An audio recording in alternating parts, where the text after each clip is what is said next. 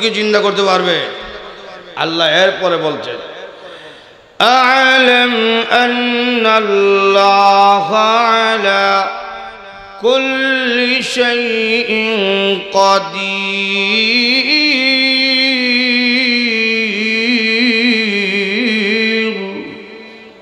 হে হুযাইন নবী, জেনে রাখুন, জি আল্লাহ রাব্বুল আলামিন তোমার গাদা মরার পরে, পচে যাওয়ার পরে আবারও জিন্দা করতে পারছি। সেই আল্লাহ প্রত্যেকটা মাখলুক মরে যাওয়ার পর, পচে যাওয়ার পর, মাটির সাথে মিশে যাওয়ার পর আবারও জিন্দা করব, যেইভাবে তোমার গাদাকে জিন্দা করছি। কারণ প্রত্যেকটা মাখলুকের উপর আমি আল্লাহর ক্ষমতা আছে। কথা কোন ঠিক কিনা? শুধু গাদার উপরই নাকি সকলের উপর? ইব্রাহিম নবীর ঘটনা আল্লাহ কুরআনে উল্লেখ করছেন। ইব্রাহিম নবী একদিন নদীর পার দিয়ে হেঁটে হেঁটে যাচ্ছেন, তো গিয়া দেখলেন নদীর পানির উপর বেশে একটা মরা গাদা যাইতেছে। তো মরা গাদা শুকনা মাটির মধ্যে গিয়ে লাগছে। তো মরা গাদার গুস্ত বড় একটা মাছ কিছুটা খাইছে। মাছ গুস্ত খাইয়া চলে গেছে। একটা কুকুর মরা গাদার গুস্ত খাইছে, কুকুরও চলে গেছে। এরপর একটা শিয়াল আইলো, শিয়াল আইয়া মরা গাদার গুস্ত খাইয়া চলে গেছে। এরপর একটা শকুন আইছে, আয়া মরা গাদার গুস্ত খাইয়া চলে গেছে। ইব্রাহিম নবী কয়, ওয়া আল্লাহ, তুমি না বলছো কিয়ামতের মাধ্যমে সকলকে জিন্দা করবে? একটা গাদা ৬০টার পেটে ঢুকছে, কিয়ামতের মাধ্যমে ৬০টার পেট থেকে বের কইরা কেমনে জিন্দা করবা? সুবহানাল্লাহ জোরে বলবেন না? আল্লাহ কুরআনে উল্লেখ করছে, وَإِذْ قَالَ إِبْرَاهِيمُ رَبِّ أَرِنِي كَيْفَ تُحْيِي الْمَوْتَى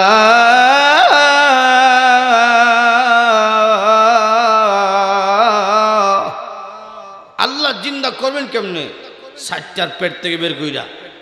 আল্লাহ তখন বলছেন, আওয়ালাম তুমিন, তুমি কি বিশ্বাস করো না জিন্দা করতে পারবো কিয়ামতের মাধ্যমে? ইব্রাহিম পয়গম্বর বলে, জি বালা, আমি বিশ্বাস করি। দেখবেন কেন? বিশ্বাস করেন যেহেতু। আল্লাহ একটা গাদা যে ৬০টার পেটে ঢুকছে, এই দৃশ্য দেখে আমার ভিতরে অশান্তি শুরু হয়েছে, আর দেখতে চাই মনের প্রশান্তির জন্য। যেরকম সুবহানাল্লাহ। ولكن ليطمئن قلبي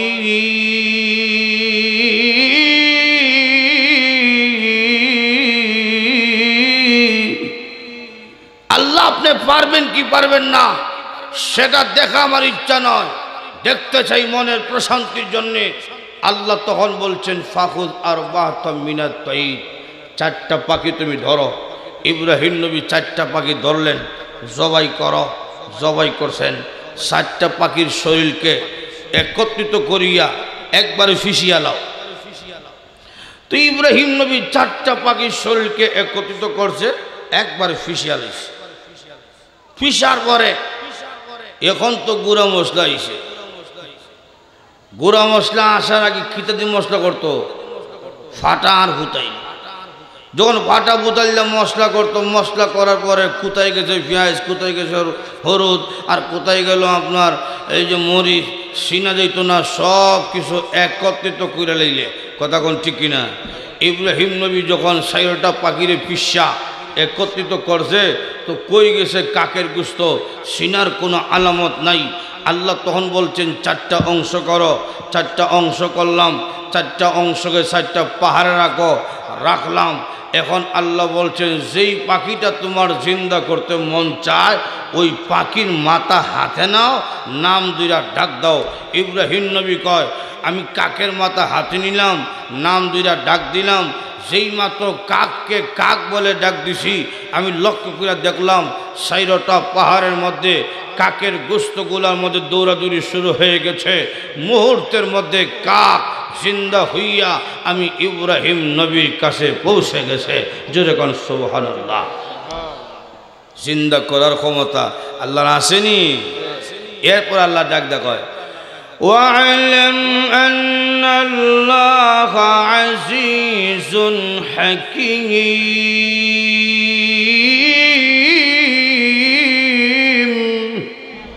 এই ইব্রাহিম জেনে রাখো কোন শক্তি দিয়া 60টার পেট থেকে বের হইয়া জিন্দা করতে হয়, ওই শক্তি আমার আছে। কেন? আমি হইলাম আজিজ পরাক্রমশালী। কোন কৌশলে বের হইয়া জিন্দা করতে হয় ওই কৌশলও আমার আছে। এর কারণ আমি হইলাম হাকিম, আমার জিন্দা করার মতন কৌশল আছে। জোরে কোন সুবহানাল্লাহ। কিয়ামতের মাধ্যমে মানুষ মরে গেলে পুষে গেলে আবারও জিন্দা করব, জিন্দা করার ক্ষমতা আল্লাহর আসেনি। সব উঠাইব, কবর থেকে উঠতে হবে। সুবহানাল্লাহ জোরে কোন। আল্লাহ বলেন ইযা যুলজিলাতিল আরদু জিলজালাহা ওয়া আখরাজাতিল আরদু আসকালাহা।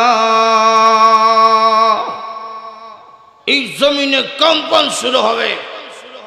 এই জমিন যখন ভূমিকম্প শুরু হয়ে যাবে, এই জমিনের ভিতরে যা ছিল সব কিছু সেদিন বের হয়ে যাবে, কোনো কিছুই থাকবে না। কঙ্কাল বটিগুলা বের হয়ে যাবে, সোনা দানা মণি মুক্তা যা আছে সব বের হয়ে যাবে। আল্লাহ তার রসুলকে বলেন আফালা ইয়ালামু ইযা বুসিরা মা ফিল কবর। হে রসুল, মানুষ কি জানে না কবর থেকে যে আবার উঠতে হবে? কবর থেকে উঠতে হবে, কথা কোন ঠিক না?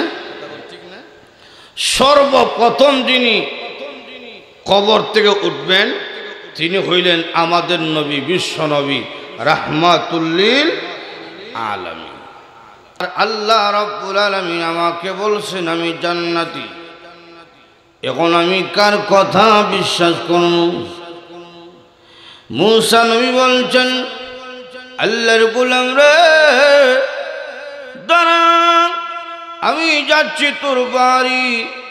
মূসা নবী আবারও তোর পাড়ে গেলেন, গিয়া ডাকদা বললেন রব্বুল আলামিন, তাকে যদি জান্নাত দিতে হয় আমাকে জাহান্নামের কথা বললেন কেন? আর আমাকে জাহান্নামের কথা বলার পর তাকে আবার জান্নাতের সুসংবাদ দিলেন কেন? আমি জানতে চাই। আল্লাহ রাব্বুল আলামিন ডাকদা বললেন মূসা পয়গম্বর, আমার বান্দাকে জাহান্নামের সংবাদ দিয়া পরীক্ষা করেছিলাম মাত্র। জাহান্নামের সংবাদ দিয়া পরীক্ষা করলাম। আমার ইচ্ছা ছিল আমার বান্দা তো এতদিন নামাজ পড়ছে, রোজা রাখছে, সুদ খেয়েছে না, ঘুষ খেয়েছে না, জান্নাতের আশায়। আর আজকে জাহান্নামের সংবাদ দিয়া আমি আল্লাহ দেখতে চেয়েছিলাম এখন নিয়ে আমার গোলামি থেকে গাফেলনি হয়ে যায়। এখন দেখলাম না, জাহান্নামের সংবাদ পাওয়ার পরেও আমারই প্রশংসা করে, আমারই গুণগান গায়, আমার কুদরতি ভাই সেজদাত কইরা থাকে। এই জন্যে আমি আল্লাহ খুশি হইয়া আমার বান্দাকে জান্নাতের সুসংবাদ দান করলাম। এই জন্যে সুখে দুঃখে সর্ব অবস্থায় প্রশংসা হবে কার? আর একটু জোরে বলেন। এই জন্যে সমস্ত শক্তি উজাড় করে উচ্চ কণ্ঠে সকলে বলি আলহামদুলিল্লাহ। আমাকে বিষয়বস্তু দেওয়া হয়েছে কিয়ামতের আলোচনা। এই বিষয়বস্তুকে সামনে রেখে কোরআনুল কারীমের 30 নম্বর পারা থেকে সূরাতুন নাবার কয়েকখানা আয়াত তেলাওয়াত করেছি। এই আয়াতগুলোকে সামনে রেখে সংক্ষিপ্তভাবে আপনাদের সামনে কিছু আলোচনা করব। আল্লাহ পাক যেন আমাকে ইখলাসের সাথে কথা বলার এবং সকলকে যেন মনোযোগ সহকারে আমলের নিয়তে কথাগুলো শোনার জন্য তৌফিক দান করে, সকলে বলি আমিন। কিয়ামতের আলোচনা হইল একদিন কোনো কিছুই থাকবে না, আকাশ থাকবে না, জমিন থাকবে না, পাহাড় পর্বত যা দেখেন কোনো কিছুই থাকবে না। সব কিছু একসাথে ধ্বংস হওয়াকে কিয়ামত বলা হয়। কোনো কিছুই থাকবে না। আপনারা কি বলেন? আকাশ থাকবে না, জমিন থাকবে না, মাঝখানে যে আমরা আছি, আমরা কি থাকবো? একটু যদি বলেন। আল্লাহ কুরআনে বলছেন, কুল্লু মান আলাইহা ফান ওয়া ইয়াবকা ওয়াজহু রাব্বিকা যুল জালালি ওয়াল ইকরাম।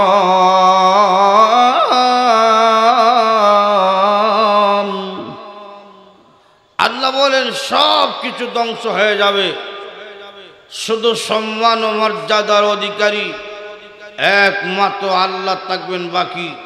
আল্লাহর কোনো ধ্বংস নাই, আর সব সৃষ্টির ধ্বংস আছে। সব কিছু একসাথে ধ্বংস হওয়াকে কিয়ামত বলা হয়। কোনো কিছুই থাকবে না, পাহাড় থাকবে না, পর্বত থাকবে না, নদী নালা কোনো কিছুই থাকবে না, সব কিছু ধ্বংস হয়ে যাবে। সব কিছু ধ্বংস করিয়া আল্লাহ রাব্বুল আলামিন আবারও আমাদেরকে জিন্দা করে হাসরে কঠিন ময়দানে দাঁড় করাবেন। জিন্দা করার ক্ষমতা আল্লাহর আছে না নাই? একটু জোরে কন। আমাদের সমাজে অনেক শ্রেণীর মানুষ আছে। এক শ্রেণীর মানুষকে বলা হয় নাস্তিক। এদের দুইটা দাবি। একটা দাবি হইল আল্লাহ বলতে কেউ নাই। নাউজুবিল্লাহ, জোরে কন। এদের যুক্তি কি? কয় যা দেখা যায় না তা মানা যায় না, সুতরাং আল্লাহ দেখা যায় না, আল্লাহকে কেউ মানবে না। এক প্রফেসর কলেজের মধ্যে ঢুকলো, ঢুকিয়া বক্তব্য দেয়, এই ছাত্ররা যা দেখা যায় না তা মানা যায় না, সুতরাং আল্লাহ দেখা যায় না, আল্লাহকে কেউ মানবে না। এমনি একটা মুসলমানের সন্তান দাঁড়াইছে, দাঁড়িয়ে কয় স্যার আপনি জিন্দা না মুর্দা? কয় তুই দেখোস না আমি যে দাঁড়াই রইছি, আমি জিন্দা। বুঝবো কেমন আপনি যে জিন্দা? হয় আমার ভিতরে রূহ আছে, প্রাণ আছে। আপনার ভিতরে প্রাণকে কোনোদিন দেখছেননি? কয় না, দেখি নাই তো।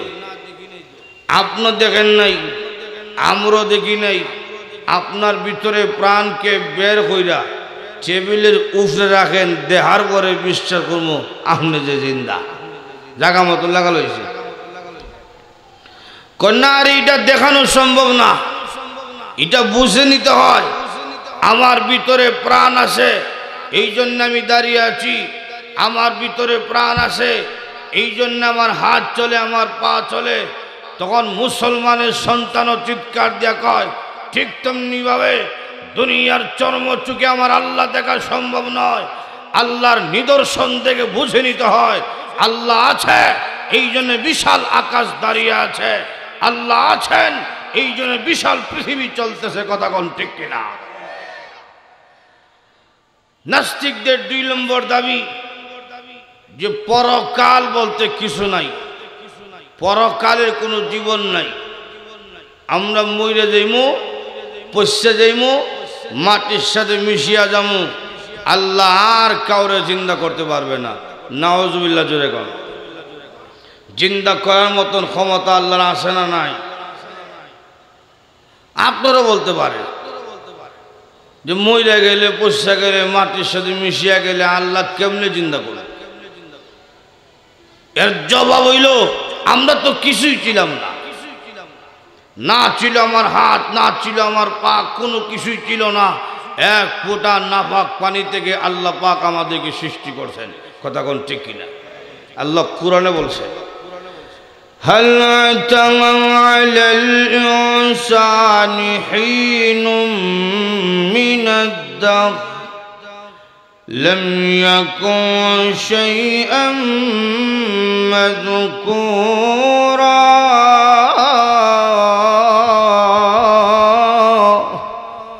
আল্লাহ বলেন, তোমার কি মানুষের কি এমন একটা সময় অতিবাহিত হয়নি যখন সে কোনো আলোচনার বস্তুই ছিল না? এক ফোঁটা নাপাক পানি থেকে আল্লাহ রাব্বুল আলামিন এত সুন্দর করে বানাইতে পারলো।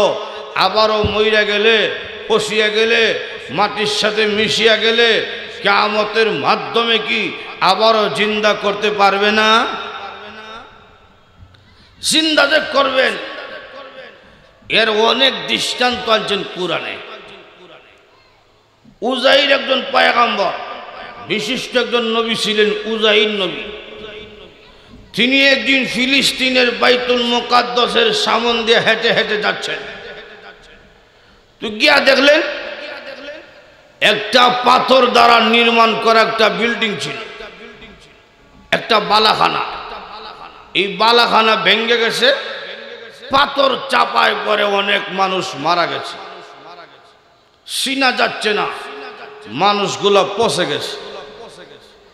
উজাইর নবী কয়, আল্লাহ তুমি না বলেছ কিয়ামতের মাধ্যমে জিন্দা করবে, এদেরকে তো চিনা যায় না, এরা পচে গেছে, পাথরের সাথে মাটির সাথে মিশে গেছে, এদেরকে আপনি জিন্দা করবেন কেমনে? আল্লাহ তখন বলছেন, উজাইর তোমার কি বিশ্বাস হয় না আমি যে আবার জিন্দা করতে পারবো? উজাইর নবীকে আল্লাহ 1000 বার বিশ্বাস হয়। তো আপনি দেখবেন কেন? কয় আল্লাহ যদি দেখতে পারতাম জিন্দা করার নমুনাটা। উজাইর নবী ছিলেন একটা গাদার মধ্যে বসা, উনার সাথে খাবারও ছিল। তো লক্ষ্য করে দেখেন সঙ্গে সঙ্গে আল্লাহ রাব্বুল আলামিন উনারও মরণ দিয়ে দিলেন, গাদারও মরণ দিয়ে দিলেন। 100 বছর পরে আল্লাহ জিন্দা কইরা প্রশ্ন করছেন, কামলা বিস্তা, হে উজাইর নবী এই জায়গার মধ্যে অবস্থান করছেন কত সময়? উজাইর নবী জবাব দেয়, লাবিস্তু ইয়াউম আও বা'দা ইয়াউম, একদিন অথবা একদিনের সেইতে কিছু কম হবে। প্রথম বলে ফেলছেন লাবিস্তু ইয়াউম, একদিন। পরে তাকিয়া দেখে এই জায়গায় যখন ছিলাম তখন আকাশে সূর্য উদয় হইছে, আর এখন দেখা যায় সূর্য ডুবতেছে, এখনো ডুবে নাই, তাহলে তো পুরা একদিন হয় নাই। তাই কয় আও বা'দা ইয়াউম, একদিনের সাথে কিছু কম হবে। আল্লাহ তখন বলছেন, বাল্লা বিস্তামি আতাম, এই জায়গার মধ্যে আপনি একদিন নয়, একদিনের সাথে কম নয়, এই জায়গার মধ্যে অবস্থান করছেন 100 বছর। জোরে কোন সুবহানাল্লাহ।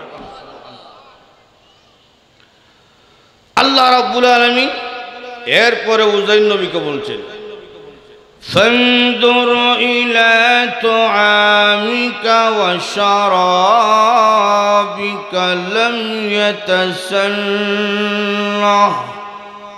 তোমার গাদার দিকে তাকাও। তিনি গাদার দিকে তাকাইলেন, তাকিয়ে দেখলেন গাদা। আল্লাহ বলছেন, ফানজুর ইলা তুআমিক ওয়া শারাবিক, আপনার খাবারের দিকে তাকাও। তিনি খাবারের দিকে তাকাইলেন, খাবারের দিকে তাকিয়ে দেখলেন খাবার এখনো ওই যে রুটি গরম ছিল এখনো গরমই আছে, ঠান্ডা হয় নাই। লাম ইয়াতাসান্না, খাবারগুলা নষ্ট হয় নাই। জোরে কোন সুবহানাল্লাহ। উজাইর নবী কয়, আমি কইলাম একদিন অথবা একদিনের সাথে কম, এখন দেখা যায় আমার খাবারই ঠান্ডা হইছে না। তুই কিসের 100 বছর আর কিসের একদিন আর কিসের একদিনের সাথে কম? মনে হয় কিছু সময়। আল্লাহ তখন কয়, ওয়ানজুর ইলা হিমারিক, তোমার গাদার দিকে তাকাও। গাদার দিকে তাকিয়ে দেখেন গাদা মইরা পয়সা মাটির সাথে মিশে গেছে। গাদার শুধু হাড্ডিগুলো মাটির উপরে আছে, আর কিছু নেই। উজাইর নবী তখন কান্না শুরু করছে, প্রভু আমার কিচ্ছু হইল না, আমার খাবারও নষ্ট হইল না, কিন্তু আমার গাদা মইরা পয়সা মাটির সাথে মিশিয়ে গেল, কিছুই তো বুঝলাম না।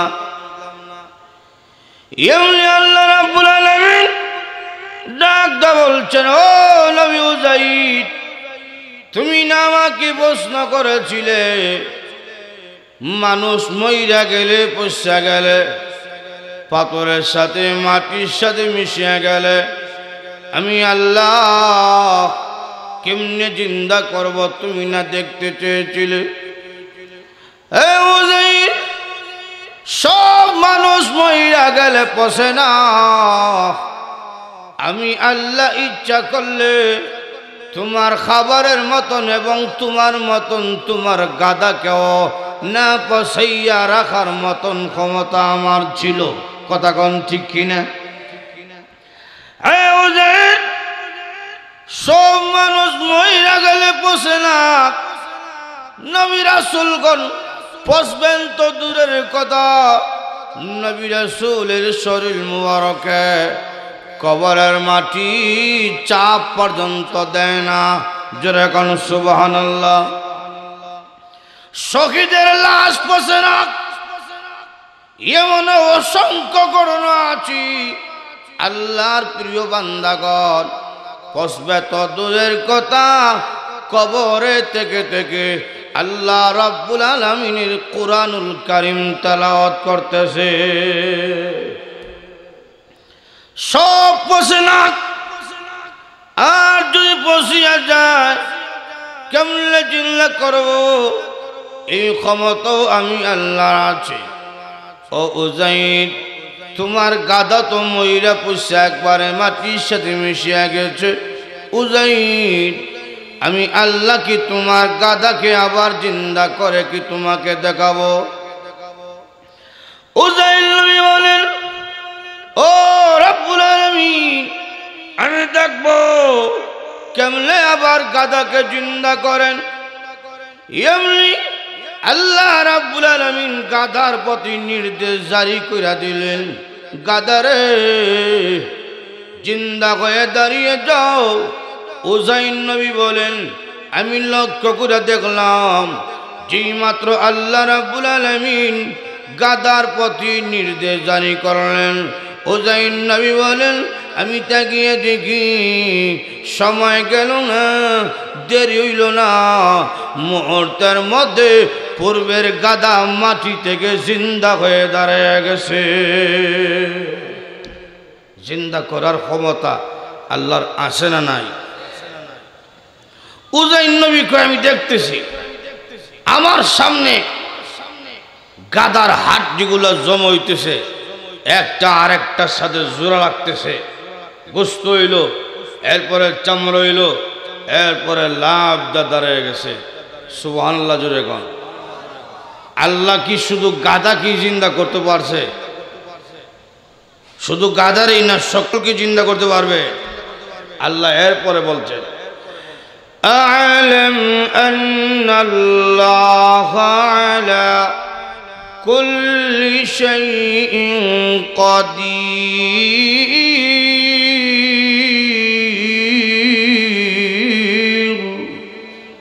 হে উযাইর নবী, জেনে রাখুন, জি আল্লাহ রাব্বুল আলামিন তোমার গাদা মরার পরে, পচে যাওয়ার পরে আবারও জিন্দা করতে পারছি। সেই আল্লাহ প্রত্যেকটা মাখলুক মরে যাওয়ার পর, পচে যাওয়ার পর, মাটির সাথে মিশে যাওয়ার পর আবারও জিন্দা করব, যেইভাবে তোমার গাদাকে জিন্দা করছি। কারণ প্রত্যেকটা মাখলুকের উপর আমি আল্লাহর ক্ষমতা আছে। কথা কোন ঠিক কিনা? শুধু গাদার উপরই নাকি সকলের উপর?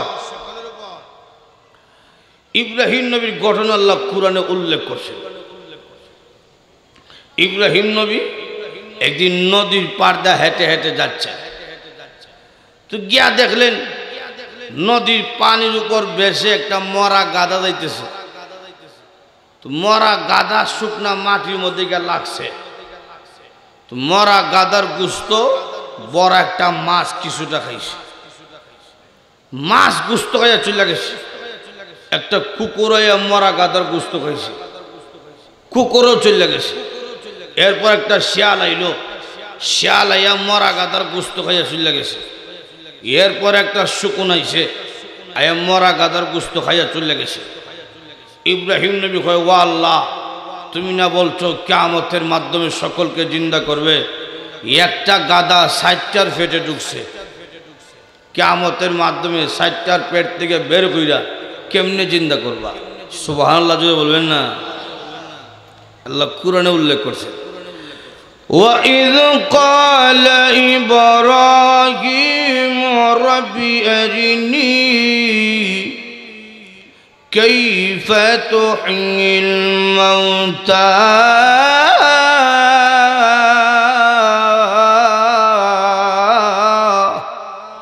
আল্লাহ জিন্দা করবেন কেমনে? 60টার পেট থেকে বের কইরা। আল্লাহ তখন বলছেন আওয়ালাম তুমিন, তুমি কি বিশ্বাস করো না জিন্দা করে দিতে পারবো কিয়ামতের মাধ্যমে? ইব্রাহিম পয়গম্বর বলে জি বালা, আমি বিশ্বাস করি। দেখবেন কেন? বিশ্বাস করেন যেহেতু। আল্লাহ একটা গাদা যে 60টার পেটে ঢুকছে, এই দৃশ্য দেখে আমার ভিতরে অশান্তি শুরু হয়েছে, আর দেখতে চাই মনের প্রশান্তির জন্য। জোরে কর সুবহানাল্লাহ। ওয়ালা কুল ইয়াতমাইন্না কলবি,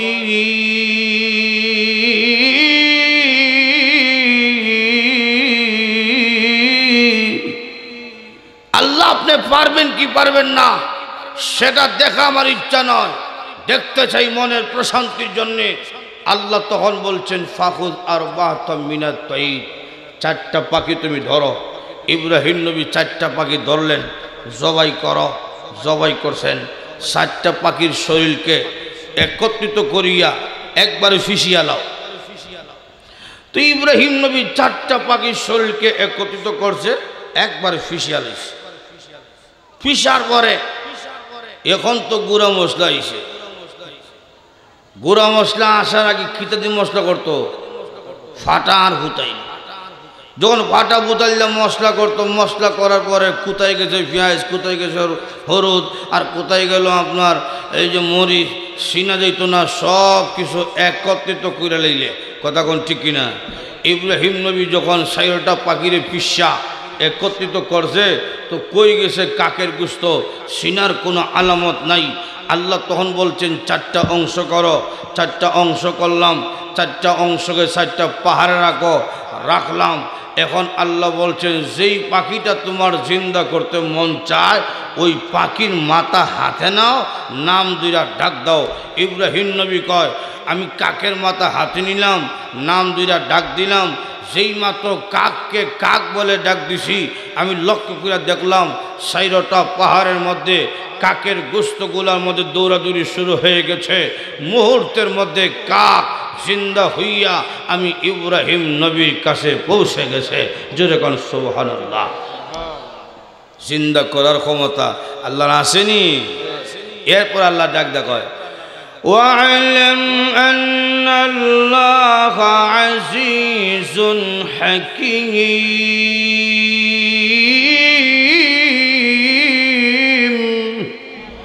এই ইব্রাহিম জেনে রাখো, কোন শক্তি দিয়া 60টার পেট থেকে বের হইয়া জিন্দা করতে হয় ওই শক্তি আমার আছে। কেন? আমি হইলাম আজিজ, পরাক্রমশালী। কোন কৌশলে বের হইয়া জিন্দা করতে হয় ওই কৌশলও আমার আছে। এর কারণ আমি হইলাম হাকিম, আমার জিন্দা করার মতন কৌশল আছে। জোরে কোন সুবহানাল্লাহ। কিয়ামতের মাধ্যমে মানুষ মরে গেলে, পুষে গেলে আবারও জিন্দা করব। জিন্দা করার ক্ষমতা আল্লাহর আসেনি? সব উঠাইব, কবর থেকে উঠতে হবে। সুবহানাল্লাহ জোরে কোন। আল্লাহ বলেন ইযা যুলজিলাতিল আরদু জিলজালাহা ওয়া আখরাজাতিল আরদু আসকালাহা। এই জমিনে কম্পন শুরু হবে। এই জমিন যখন ভূমিকম্প শুরু হয়ে যাবে, এই জমিনের ভিতরে যা ছিল সব কিছু সেদিন বের হয়ে যাবে, কোনো কিছুই থাকবে না। কঙ্কাল বটিগুলা বের হয়ে যাবে, সোনা দানা মণি মুক্তা যা আছে সব বের হয়ে যাবে। আল্লাহ তার রাসূলকে বলেন আফালা ইয়ালামু ইযা বুসিরা মা ফিল কবর। হে রাসূল, মানুষ কি জানে না কবর থেকে যাবার উঠতে হবে? কবর থেকে উঠতে হবে। কথা কোন ঠিক না? সর্বপ্রথম যিনি কবর থেকে উঠবেন তিনি হইলেন আমাদের নবী, বিশ্ব নবী রাহমাতুল লিল আলামিন। রসুল উঠবেন, তিনি আমাদের মতন সাধারণভাবে উঠবেন না। সব নবী সব মানুষেরা উলঙ্গ হইয়া উঠবে, কিন্তু আমাদের নবীকে আল্লাহ সাধারণভাবে উঠাইবেন না। জান্নাতের পোশাক পরিধান করাইয়া রসুলকে আল্লাহ রওজা শরীফ থেকে উঠাইবেন। আর একটু জুড়ে এখন সুবহানাল্লাহ। আল্লাহ রাব্বুল আলামিন ডাক দিয়া বললেন, রে জিবরাইল, জান্নাতের মধ্যে প্রবেশ করো।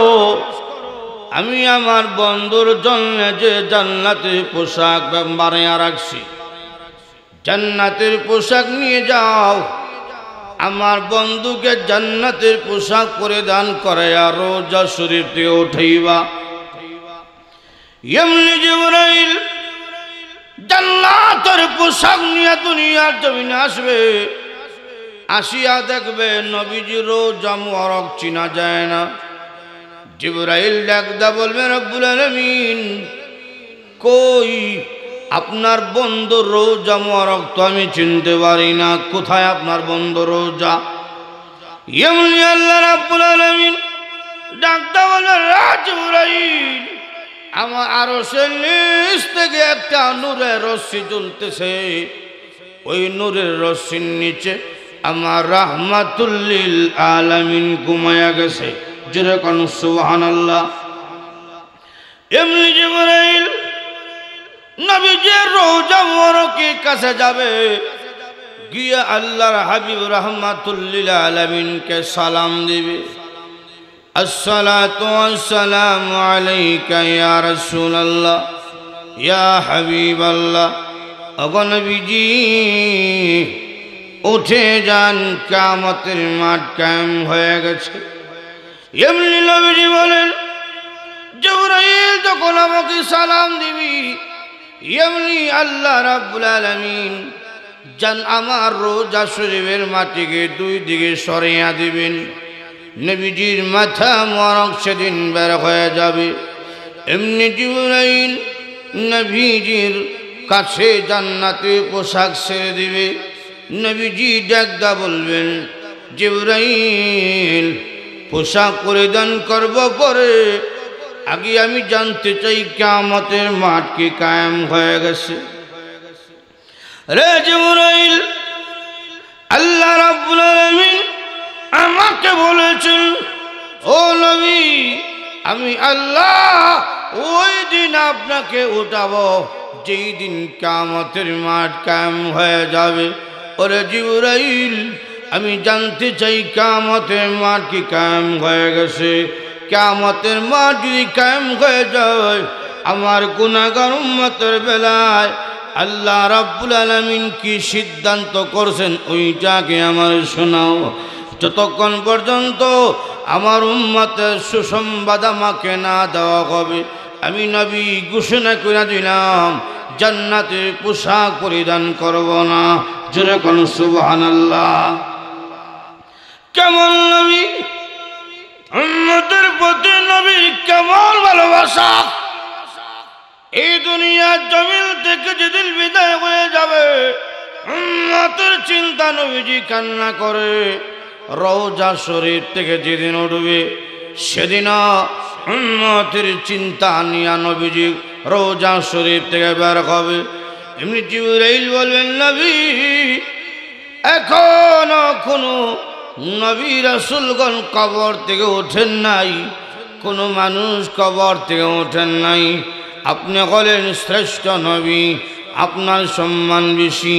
আপনার সম্মানার্থে আল্লাহ রাব্বুল আলামিন জান্নাতের দুই কানা পোশাক পালন কইরা দিছে। বেরামান লক্ষ্য করে দেখুন, কিয়ামতের কঠিন ময়দানে আমাদের নবী, বিশ্ব নবী রাহমাতুল লিল আলামিনের শরীর মুবারকে থাকবে জান্নাতের পোশাক। আরেক বর্ণনা কইল, ইব্রাহিম নবীর পরনো জান্নাতের একটা চাদর আল্লাহ পরাইয়া দিবেন। আরেক বর্ণনা হইল, আদম পয়গম্বরকে জান্নাতের একটা চাদর আল্লাহ পরাইয়া দিবেন। আর সবাই থাকবো সেদিন উলঙ্গ। এমপি নাই, মন্ত্রী নাই, আমেরিকার ট্রাম্প আর বারাক ওবামা নাই, লালমোহন আর লীলমোহন নাই, সবাই আজকে উলঙ্গ। কথা কোন ঠিক কিনা? আম্মা আয়েশা সিদ্দিকা রাদিয়াল্লাহু আনহা যেই মাত্র শুনেছেন সবাই উলঙ্গ থাকবে, আম্মা আয়েশা নবীকে প্রশ্ন করেছে, ওগো নবীজি সবাই কি কিয়ামতের মাঠে উলঙ্গ থাকবে? নবীজি বললেন হ্যাঁ। ওগো আল্লাহর হাবিব সবাই যদি উলঙ্গ থাকে, সবার মধ্যে তো আমরা হয়ে গেলাম। আল্লাহ নবী তখন বললেন হ্যাঁ তোমরাও। ওগো নবীজি আমি আয়েশা তো সাধারণ কোনো মহিলা নই, আমি আয়েশা এমন একজন মহিলা, আমার চরিত্র যে পবিত্র, এই কথা বলতে গিয়ে আল্লাহ রাব্বুল আলামিন কোরআনুল কারীমে 10খানা আয়াত আমি আয়েশার শানে আল্লাহ নাজিল করছেন। জোরে কোন সুবহানাল্লাহ। ওগো আল্লাহর হাবিব আমি ওকে কিয়ামতের কঠিন ময়দানে উলঙ্গ থাকব? নবীজি বললেন হ্যাঁ। ওগো আল্লাহর নবী আপনার আদরের কলিজার টুকরা মেয়ে ফাতেমা, যার সম্পর্কে আপনি বলেছেন ফাতেমা হইল জান্নাতের মহিলাদের সরদারনি, আপনার কলিজার টুকরা মেয়ে ফাতেমা কি কিয়ামতের কঠিন ময়দানে উলঙ্গ থাকবে? নবীজি বললেন হ্যাঁ। ওগো আল্লাহর নবী আপনার সবচেয়ে আদরের স্ত্রী খাদিজাতুল কুবরা, তিনি তো সাধারণ কোনো মহিলা নয়, যিনি বিনা প্রশ্নে কালেমা পড়া মুসলমান, যিনি যাকে আল্লাহ রাব্বুল আলামিন নিজে সালাম দিয়েছেন। ওই খাদিজাতুল কুবরাও কি কিয়ামতের কঠিন ময়দানে উলঙ্গ থাকবে? নবীজি বললেন হ্যাঁ। ওগো আল্লাহর নবী কিয়ামতের কঠিন ময়দানে যদি আপনার স্ত্রীগণ উলঙ্গ থাকে, আপনার মেয়েগণ উলঙ্গ থাকে, আপনি কি অপমান হবেন না? আপনি কি শরম পাবেন না? আপনি কি লজ্জিত হবেন না?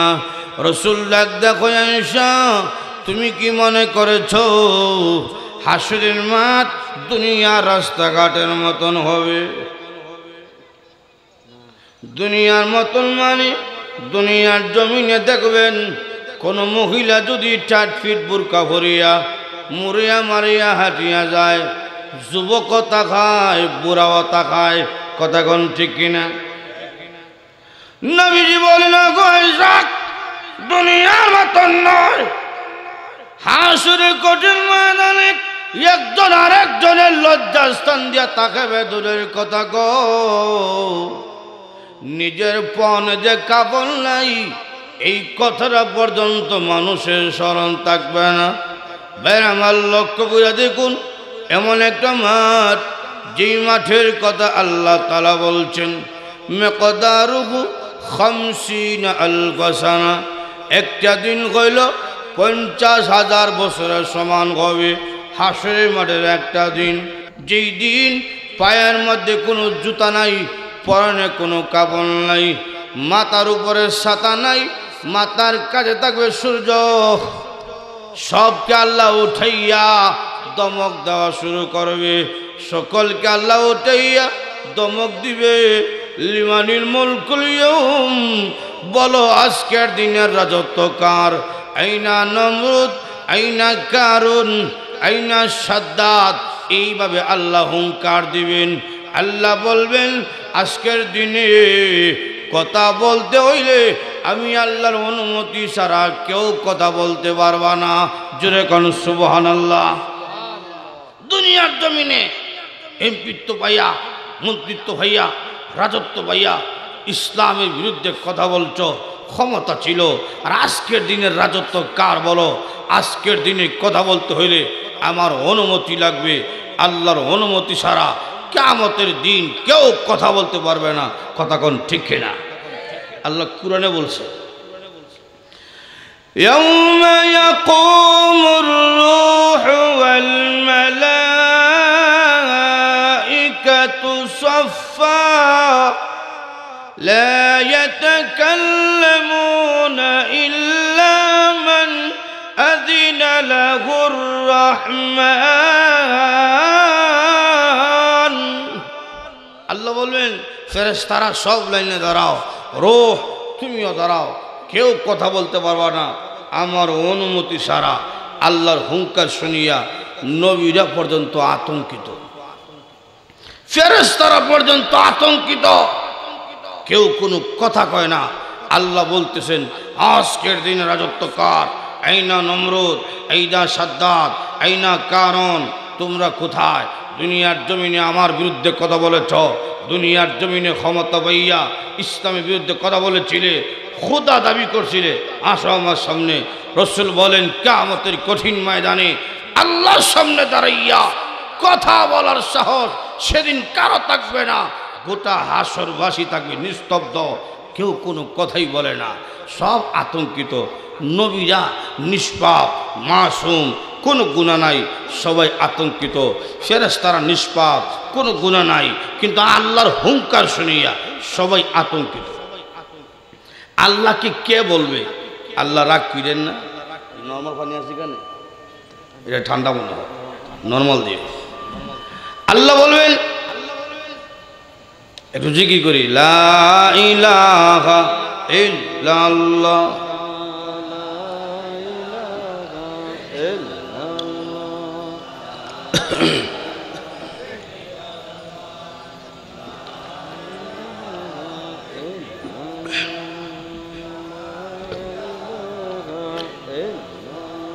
লা ইলাহা ইল্লাল্লাহু মুহাম্মাদুর রাসূলুল্লাহ। আল্লাহ বলবেন কথা বলো, কিন্তু আমার অনুমতি ছাড়া কি কথা বলতে পারবো না। আর হাসরের কঠিন ময়দানে আল্লাহকে কে বলবে? আপনি রাগ করেন না, এই কথাটা বলবে কে? যদি সম্মানী কোনো ব্যক্তি মাথা গরম হয়, রাগ করে, ওই সময় যদি আরেকজন সম্মানী ব্যক্তি দাঁড়াইয়া ওনাকে সান্ত্বনা দেয়, আপনি একজন লিটার মানুষ, আপনি সম্মানিত ব্যক্তি, আপনি সাধারণ পাবলিকের সাথে রাগ করে কিছুই তো, এই কথা শুনলে কিন্তু মাথাটা কিছুটা ঠান্ডা হয়। কথা কোন ঠিক কিনা? আল্লাহকে কে বলবে?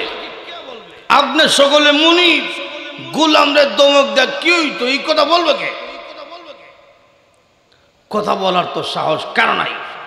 সব মানুষরা পরামর্শ করবে, পরামর্শ কইরা বলবে জায়গা বাবার কাছে, আদম পয়গম্বর, উনি সকলে মুরব্বী, যাই উনার কাছে গিয়া দেখে উনিও কইতেছে আল্লাহ বাচ্চা কাচ্চা লাগতো না, আমারই বাসাও, নফসি নফসি।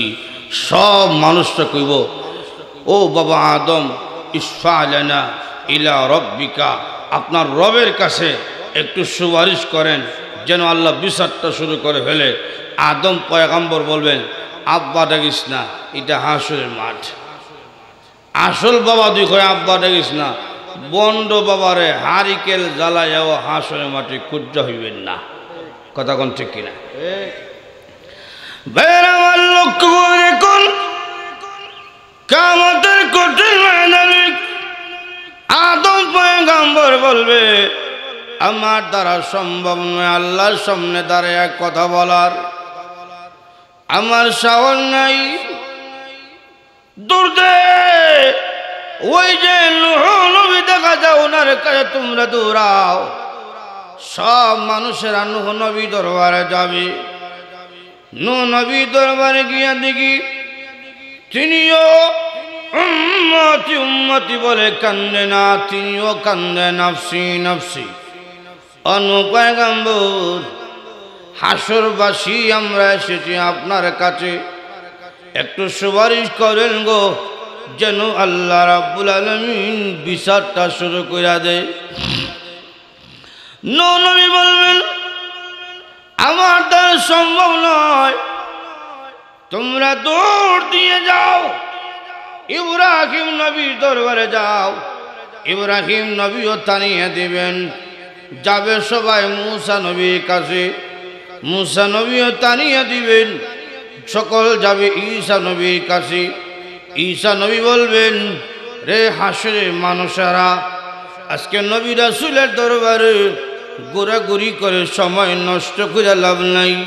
কিয়ামতের কঠিন ময়দানে কেউ যদি আল্লাহর দরবারে দাঁড়াইয়া কথাই বলতে হয়, রাহমাতুল লিল আলামিন সারা সম্ভব নয়।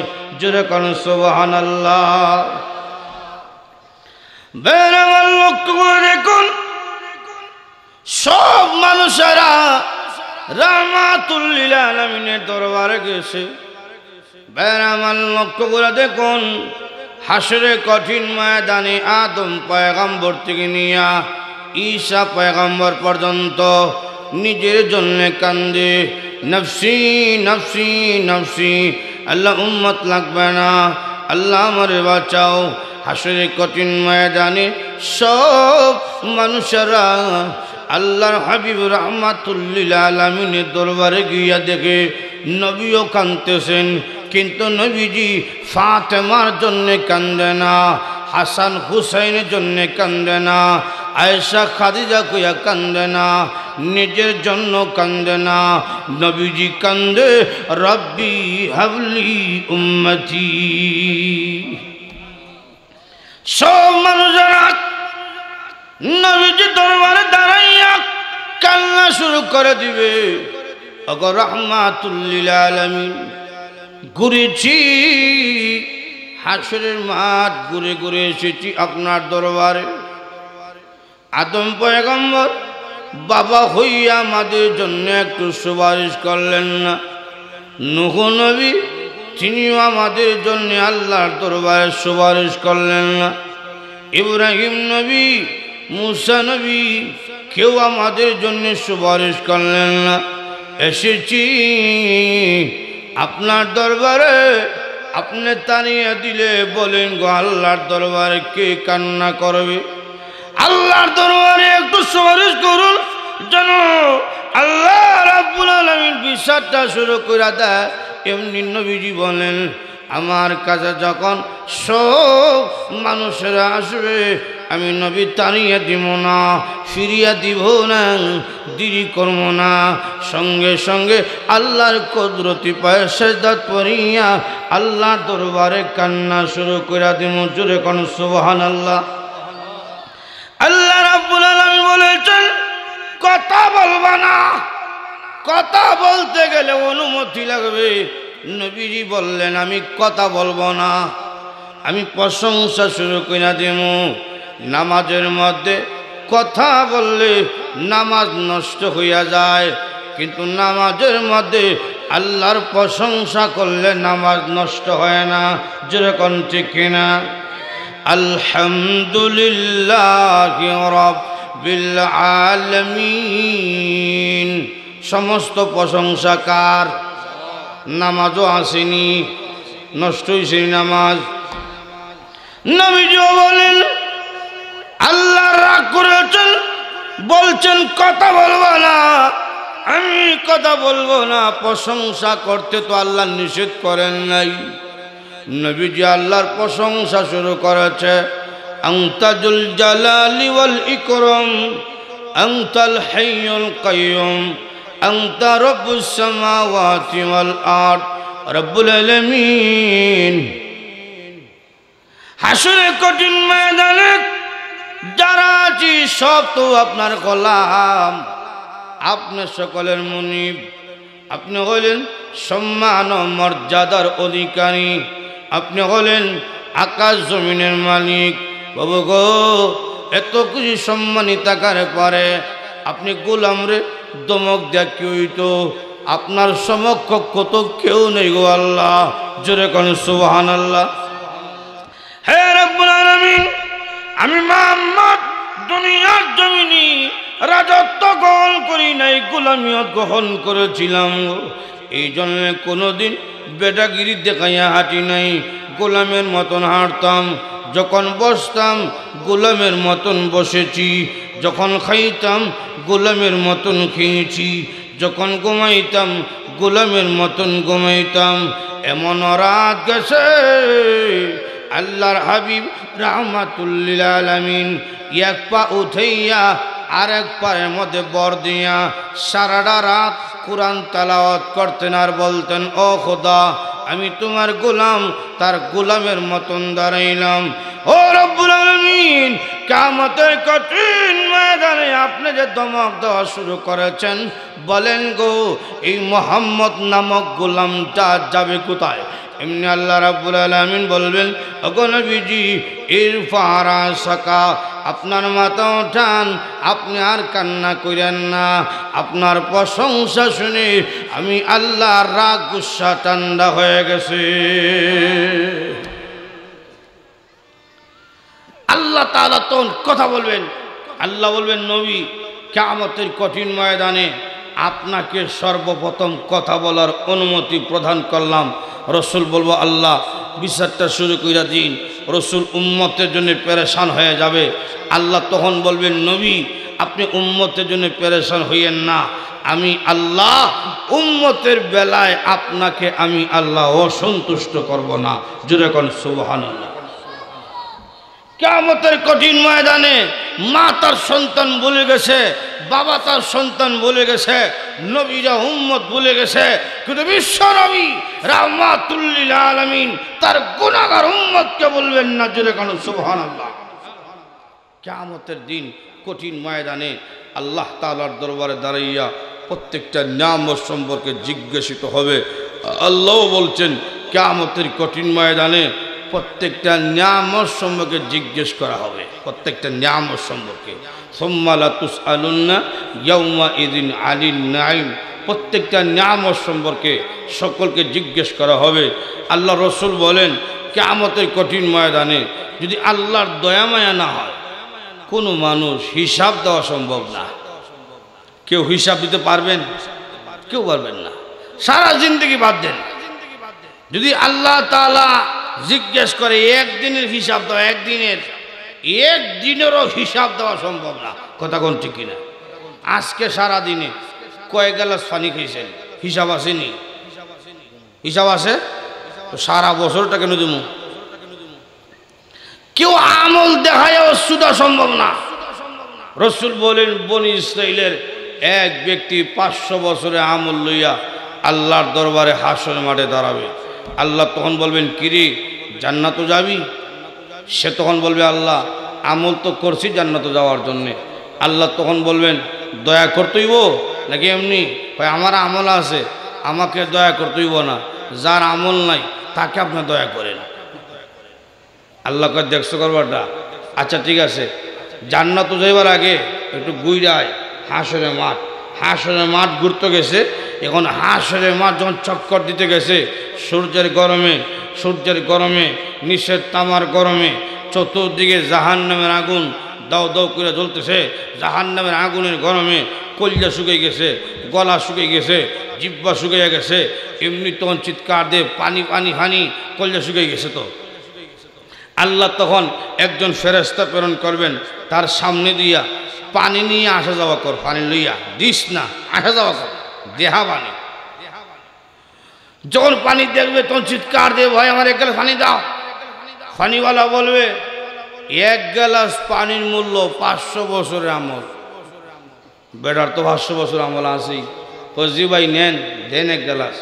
বিপদ বললে কিন্তু হুশ ঠিক থাকে না। 1 গ্লাস পানি খাইলে জান্নাত কিতা দেয় এটা বলি গেছে। আগে খোঁজা ঠান্ডা করি। 1 গ্লাস পানি যখন খাইছে, দেখবেন রমজান মাসের লম্বা দিন হইলে, প্রচণ্ড গরমের সময়, ইফতারের সময় দেখবেন 1 গ্লাস পানি পান করলে খোঁজা ঠান্ডা হয় না, কয়েক গ্লাস পান করতে হয়। আর কয়েক গ্লাস পান করে কয় ইফতারের সময় খালি পানি খাইতে মজা লাগে। কথা কোন ঠিক কিনা? যখন কিয়ামতের কঠিন ময়দানে 1 গ্লাস মুখো দিছে, এমনি দেখা যায় জিহ্বাই বিচ্ছে না, কলিজা টান দুটো কেমনে, ভাই 1 গ্লাস দেন না, 1 গ্লাস দেন। ফেরেশতা কইব, আমল আসেনি? আমল নাই। আপনার কাছে আমল নাই, আমার কাছে পানিও নাই, সবুর হইরা লাও। সবুর করলে কি কলিজা টান লইব? এমনি চিৎকার দিছে, প্রভু এখন বুঝেছি তোমার দয়া মায়া ছাড়া যাওয়া সম্ভব না জান্নাতে। এমনি আল্লাহ বলবেন, বান্দারে কিয়ামতের কঠিন ময়দানে তুই এক গ্লাস পানি পান করলে 500 বছরের আমল দিয়া। রে বান্দা, দুনিয়ার জমিনে কয় গ্লাস পানি তুই পান করছিলে হিসাব দে। বান্দারে, কয় গ্লাস পানি দিয়া গোসল করছিলে হিসাব দে। এমনি বলবে রব্বুল আলামিন, তোমার দয়া মায়া সারা হিসাবও দেওয়া সম্ভব নয়। এমনি আল্লাহ বলবেন, বান্দারে তোর কাছে ঈমান আছে, নেক আমল ছিল, এই জন্যে আমি আল্লাহ দয়া করলাম রে বান্দা, যা আমি আল্লাহ তোকে জান্নাতের টিকিট দান কইরা দিলাম। রসুল বলেন কিয়ামতের কঠিন ময়দানে ওই ব্যক্তি জান্নাতে যাবে বিনা হিসাবে, যার কাছে 2টা জিনিস থাকবে। কয়টা জিনিস? কয়টা জিনিস? 2টা। 1 নম্বর শিরিক মুক্ত ঈমান, আর একটা বেদাত মুক্ত আমল। ঈমান আর নেক আমল, এই 2টা জিনিস যে কারো কাছে থাকতে পারে, হোক যে রিক্সা চালক, হোক যে নিম্ন শ্রেণীর মানুষ, দুনিয়ার জমিনে কোনো অর্থ নাই, সম্পদ নাই, তার কাছে ঈমান আছে, নেক আমল আছে, এই 2 জিনিস নিয়ে হাসরে মাঠে যদি কেউ দাঁড়াতে পারে, রসুল বলেন আল্লাহ তাআলা তাকে বিনা হিসাবে জান্নাত দান করে দেবে। এটি হইল আখিরাতের ওয়াজ, কিয়ামতের আলোচনা। তো লক্ষ্য করে দেখেন, কিয়ামতের আলোচনার উদ্দেশ্য হইল জীবনটাকে সংশোধন করা, জীবনটার আমলটা সংশোধন করা। কথা কোন ঠিক না? তা আপনারা বলতে পারেন হুজুর কিয়ামত তো অনেক দূরে, সংশোধন করার তো অনেক সময় আছে। কিয়ামত কিন্তু বেশি দূরে না। কিয়ামত 2 প্রকার, একটি হলো বড় কিয়ামত, একটি হলো ছোট কিয়ামত। যে যখন এন্তেকাল করে তখন থেকেই তার কিয়ামত শুরু, এটি হলো ছোট কিয়ামত। আর বড় কিয়ামত হইল একসাথে সব কিছু ধ্বংস হওয়াকে বড় কিয়ামত বলা হয়। বড় কিয়ামত তো বেশি দূরে না, কত কাছে, 2-1টা আলামত বললে বুঝতে পারবেন, বেশি দূরে না। যেমন রসুল বলেন ওই সময় বুঝালেও কিয়ামত বেশি দূরে না, যখন বুঝবা রাষ্ট্রীয় ক্ষমতায় যারা থাকব, রাষ্ট্রীয় মাল নিজের মাল মনে কইরা খাইব, তখন বুঝালেও কিয়ামত বেশি দূরে না। এই একটা আলামত কইলাম, এটা বাকি আছে।